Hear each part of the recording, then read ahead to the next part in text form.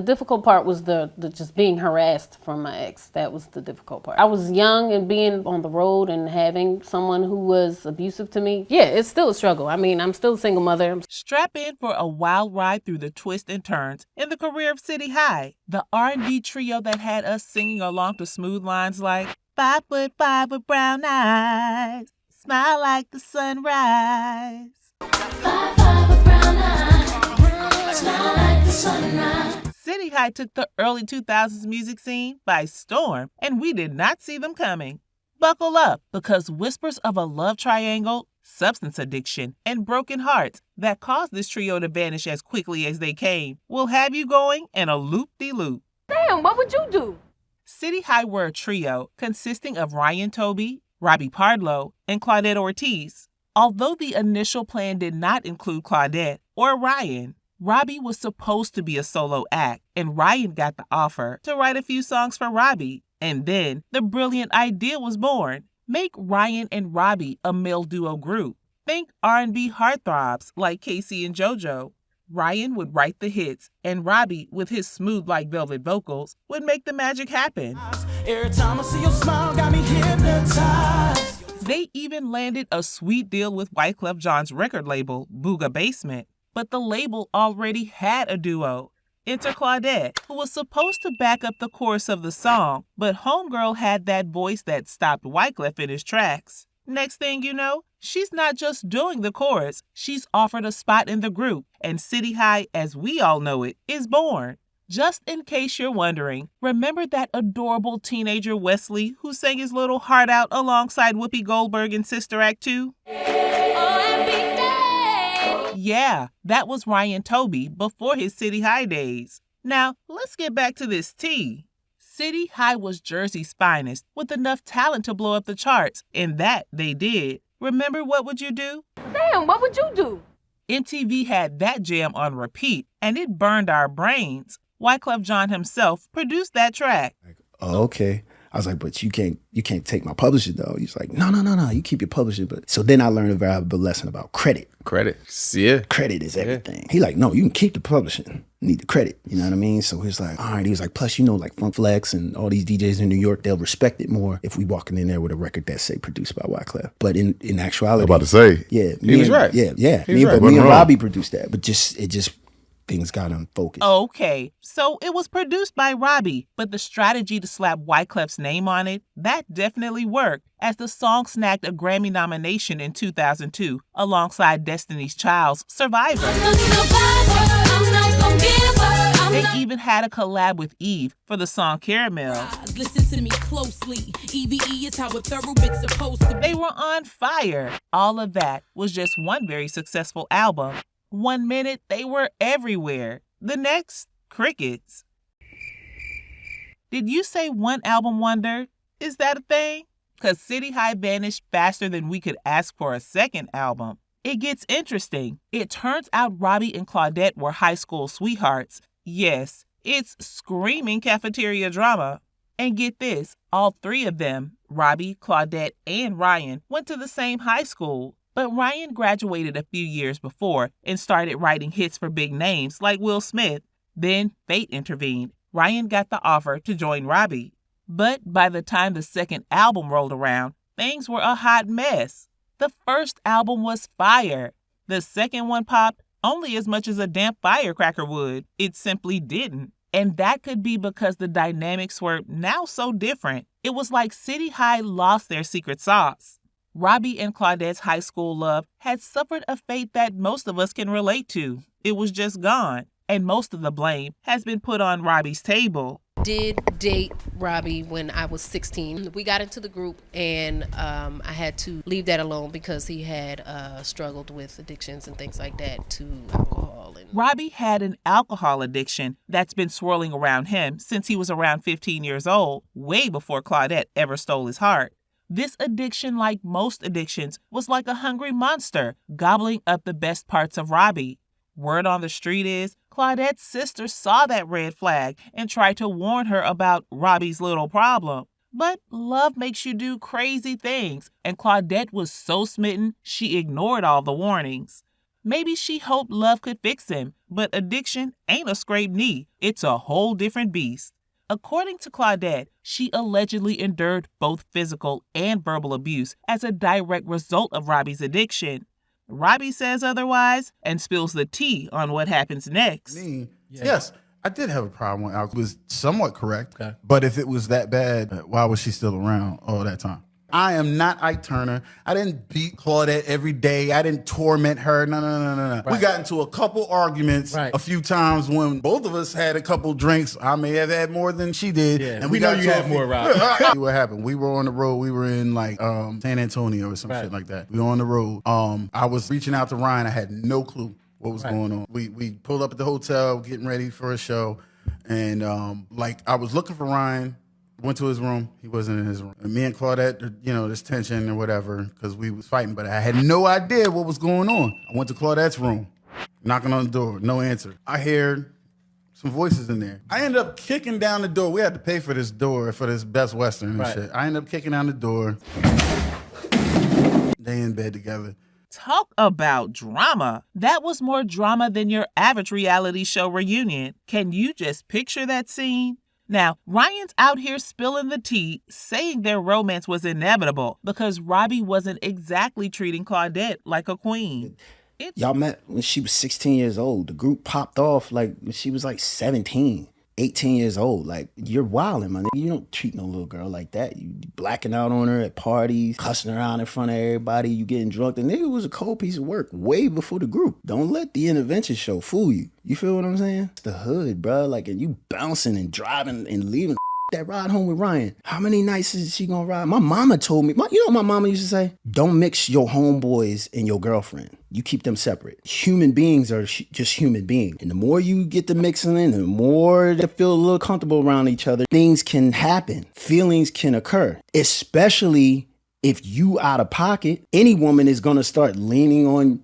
And you just like, it's cool, but I'll talk to him. Oh, no, he can't be more like you. And we in the studio all the time. And we making hit records together. And I'm older and like more mature. What am I supposed to do? What was supposed to happen? So, and I didn't take her. You let her go.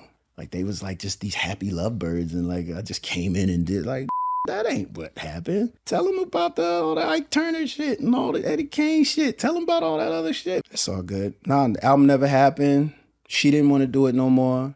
It sure looks like Robbie got more than just an addiction to deal with. He's got a broken heart and a betrayed friendship. Whatever the case, Robbie's family stepped in to help him by staging an intervention to help him beat that alcohol addiction.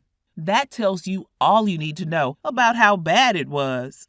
Robbie's struggles definitely played a part in City High's downfall, but hey, that's only one juicy piece of the puzzle. And at that point, it was like, all right, well, I'm riding with my shorty. And then it was like, the group was over, pretty much. Yeah, I promise you, you heard that right. Ryan and Claudette were expecting a baby together when the group was working on their second album. In a competition for awkward situations, honey, this one would absolutely take the cake. It wasn't awkward to me. It is awkward. It wasn't to me. Okay, girl. But it might explain why Robbie started to struggle with showing up and putting in the work for the second album. And the resultant lack of chemistry, it showed. The second album was a total flop, despite the record label trying to help the trio work through their differences. Claudette insists that the rumor mill can burn, as there wasn't a love triangle to begin with. There was no love triangle. Years had went by, and then naturally I got closer to Ryan. He was my best friend, and we fell in love. And we knew the scrutiny, we knew what people would say and the taboo-ness about it. But I chose to follow my heart, and I don't feel like I owed anybody anything, and I don't owe an explanation. I'm only explaining because I've been slandered pretty good. The good news is, amidst all this juicy drama, there's a silver lining.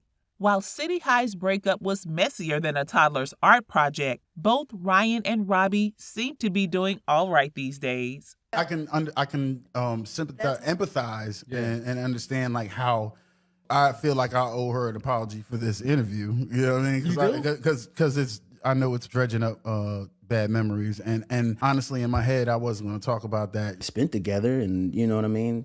it was organic and it happened. And I mean, I apologize for it. Me and him done fought backstage about it. We done, broed up and bro cried together about it. Like, we done did. She and I had a beautiful family, 2 beautiful kids. Like, we're still good friends. Like, so, but, it just is what it is. At least they moved on to bigger and better things, or so they say. Now, whether that's completely true or just a sprinkle of sugar on a pile of drama, that's a story for another day. 15 years later and still the same thing, but that's okay. But I talked about it a lot, and I'm done talking about it. That was so long ago. I'm not even mad at that man anymore. Claudette said "I do" to Ryan in 2004, but their happily ever after only lasted about 3 short years. They have 2 boys and got divorced in 2007. Claudette's a mama bear with 3 cubs, and one of those little ones has a mystery daddy. Claudette refuses to identify who the guy is, though. After the band's messy breakup, let's just say "What Would You Do" became "How Am I Going to Pay the Bills?" with 3 little ones in tow. Add the fact that Claudette struggled with a little housing situation. Well, our house got robbed, and he was here in California, and I was in New Jersey, and our house was in Atlanta. So we were already separated, and we had someone staying at our house until we figured that out.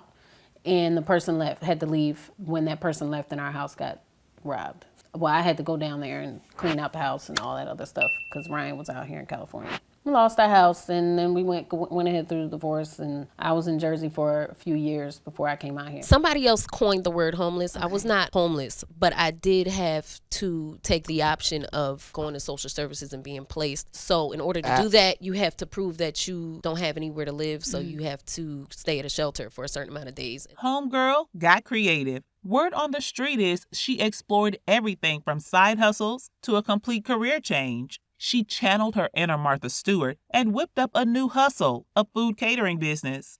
And I have my little hustles. Of course. I got little businesses that I do.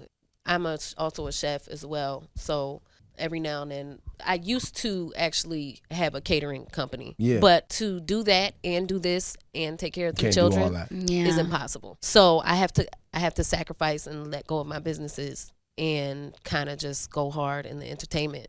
So, at some point, she even considered joining the Air Force as a last resort. Can you imagine Claudette in a military uniform?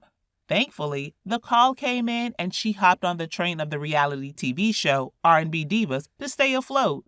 Claudette puts her children first as she tries to navigate a successful career in motherhood, and she's the first to admit that it is hard work. To have to do that and still trying to get things together, it kind of slows things down a lot. You can't just focus on yourself. You're focusing on 3 other human beings. And you need, and as a mother, you automatically put them before yourself. That's like without thinking. You're like, oh, well, yeah, I might have to do, like, for instance, today. Being a reality TV star pays the rent, but it doesn't exactly scream financial security. It's not life-changing money. Right. It's not. So you on your grind right now. I am on my grind. Now 42 years old, Claudette's journey has been full of surprises, drama, and a whole lot of sass. Remember that catchy song, 2 Wrongs? City High. Claudette. That was Wyclef and Claudette after City High's breakup. More proof that she's a talented singer with fire vocals, a fierce mama bear, and a reality TV queen. With an estimated net worth of $300,000, Claudette remains a true enigma in the world of entertainment. Recent reports suggest Robbie's doing better. At 44, he's clean, he's healthy, he's got a thriving family, producing songs and just making music on his own terms, although it never reached the same level of success as City High. Ryan's career didn't end with City High, and maybe that's because he had something going on for him before City High. But after City High, he went on to write songs for some major names: Usher, Chris Brown, Mary J. Blige, the list goes on. Now, that's some pretty serious songwriting cred and coins, because Ryan's estimated net worth sits pretty at $3 million. And get this, most recently, a Sister Act reunion had us reminiscing about his teenage acting days.